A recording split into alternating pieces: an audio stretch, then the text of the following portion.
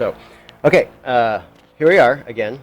Back that camera off a little tiny bit, but you can see how that last red braid that I did is shorter than those other braids that I've done.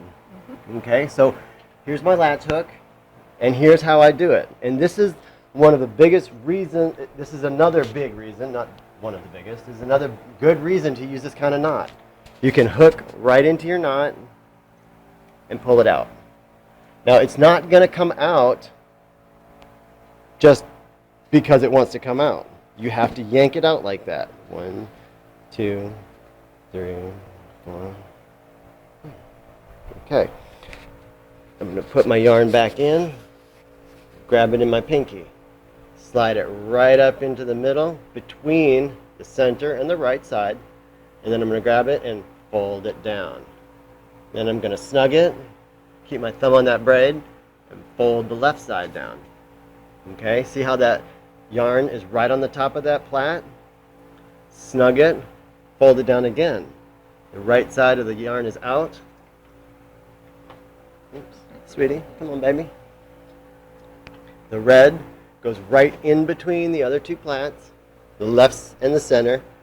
You flip it over, you pull it around with your pinky and your ring finger, goes around and underneath.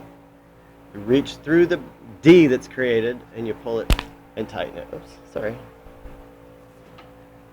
Okay. Now you can start to see more braids, longer straight line. Now it's not perfect because we're not trying to look for perfection our first time. We're trying to get the job done and learn the process. The more you practice the process, the easier it'll be to do a better job. The more your horse is going to be willing to work with you. And the faster you'll be able to work. Now my hair's dried out a little bit. So dry hair gets a little flyaway. Pull her around. Yeah. Get a lot of glare on that window.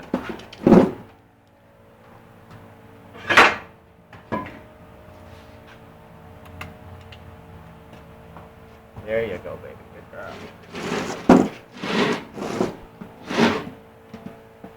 So I want to make sure that we've gotten this process. I'm going to make a nice straight cut across the top of the mane. And you can see how I'm always using my fingers. Every finger movement that I make has a reason. I cut that hair off and I'll go with my pointer finger through and just push it away. Oh, baby.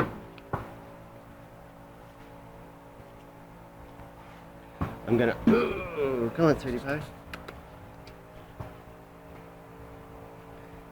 I'm gonna ribbon down that hair with my hands. Okay, make it nice and straight. Use my thumb and my middle finger to pinch it off. Put my finger in between and pinch off the second and third sections. I'm gonna fold the top flat. And then put my thumb on that braid. I'm going to fold the second plait down, put my thumb on the braid and snug it. I'm going to lift this piece up, the third twist, and then snug that one down. Thumb goes on the braid, and you start to make your braid. Twist and twist.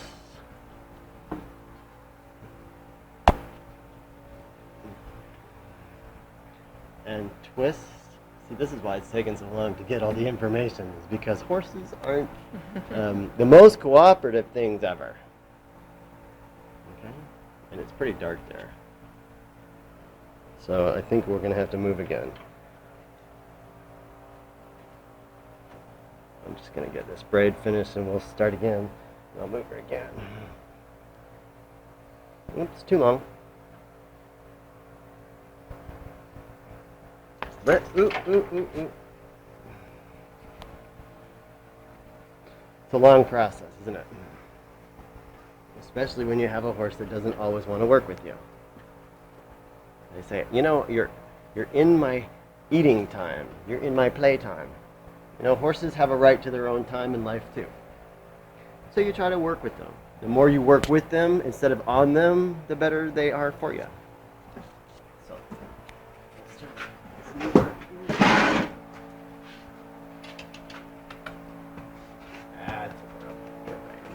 That's better. Okay. Try again. Okay, gonna make a nice straight cut across the top. Maybe if I did cross that here, it would help some more.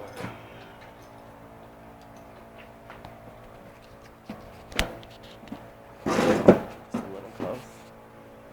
Okay, how's that look? Good? Okay. I'm gonna try again. I'm gonna ribbon down that hair. See, I like to use my pointer finger and my middle finger, and I'll grab the hair and ribbon it down. I'll use my middle finger and my thumb to pinch off that first section and put my finger in between so that I can grab my second and third sections. I'm going to fold, thumb on the braid, fold, thumb on the braid, fold, and that's where you're going to snug the thumb up, the braid up to the crest, and start your braid down.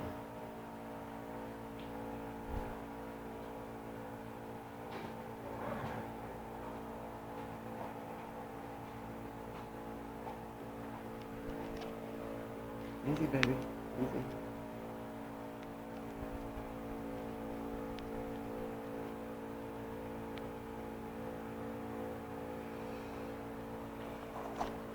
Now you can see I'm starting to make a pattern here. Now, I want to show you, back that up just a little bit. Okay, I want to see my pinky here. The yarn goes in the pinky, and then it goes right in between the center and the right plait of hair. Okay? You want to make sure it's right up nice and tight in there, and you put it in right about the center. You want to grab the hair and turn it down. So that's 1, 2, and my yarn comes right out on the top center, and 3. This piece goes off to the side. This piece goes in between the two, the left and the center. You go use your pinky and your ring finger to hold that yarn.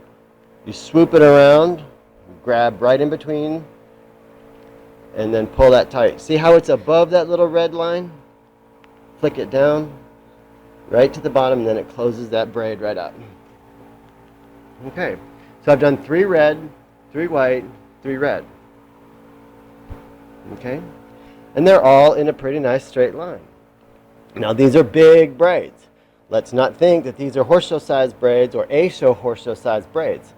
These are practice braids. And we're just trying to get practice braids in this horse's neck because we're learning. Okay? Middle finger and thumb.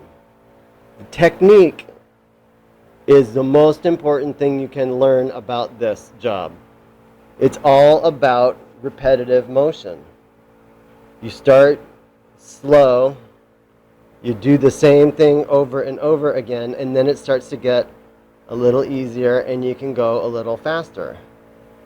Part of the reason why she's fidgety is because it's taken a while. Okay, I'm going to grab that yarn in my pinky. I'm going to go right in between my center and my right side. I'm going to twist down once, twice, 3 times. This piece is already out. The other piece goes in between the left and the center. Into pinky, ring finger. Hold the yarn in your fingers, swoop it around, grab it, tie your knot. Okay? And you have to do this exact same way every single time because it's the consistency of the work that makes the end result look the best. If your hands get tired of doing it the same way and you start braiding different, it's going to show.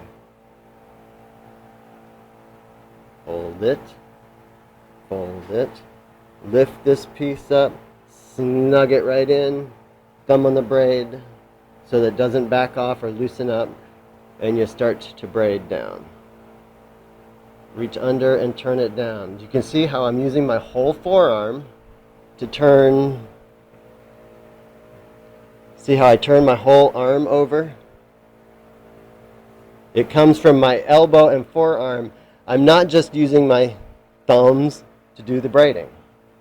If you just use your thumbs to do the braiding, your thumbs are no match for the amount of work that you have to do, and your thumbs are going to get too sore. You're going to break your thumbs down, break your hands down. You're going to start to develop carpal tunnel syndrome, and you're not going to have much fun.